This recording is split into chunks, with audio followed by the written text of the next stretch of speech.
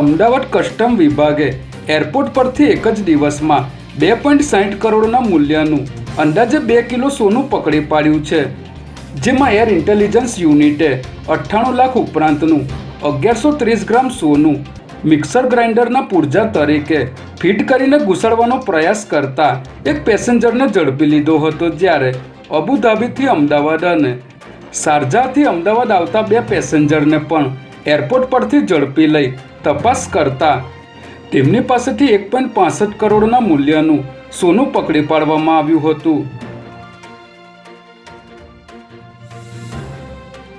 ગુજરાત રાજ્ય કાનૂની સેવા સત્તા મંડળે જૂના કેસોના નિકાલ માટે ચીફ જજ સુનીતા અગ્રવાલના નિર્દેશો અને કારોબારી અધ્યક્ષ જસ્ટિસ બી.એ. વૈષ્ણવના માર્ગદર્શન હેઠળ રાજ્યભરમાં સ્પેશિયલ લોક અદાલતનું આયોજન કર્યું હતું.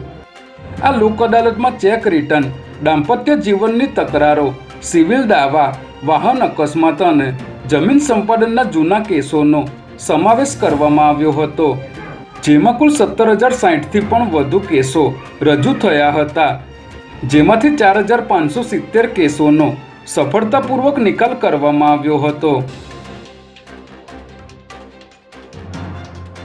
અમદાવાદના કાલુપુર વિસ્તારમાં રહેતી એક મહિલા ડિજિટલ એરેસ્ટનો ભોગ બની છે, જેમાં કાલુપુરમાં રહેતા 45 વર્ષીય મહિલા મુંબઈની કંપનીમાં રિકવરી એજન્ટ તરીકે નોકરી કરે છે, ત્યારે 13 નવેમ્બરે તેમને એક અજાણ્યા નંબર પરથી ફોન આવ્યો હતો, જેમાં ફોન કરનારે જણાવ્યું હતું કે તે દિલ્હી ક્રાઇમ બ્રાન્ચમાંથી વાત કરે છે અને તેમના એકાઉન્ટમાંથી ડ્રગ્સના લે વેચના ટ્રાન્ઝેક્શન મળી આવ્યા છે.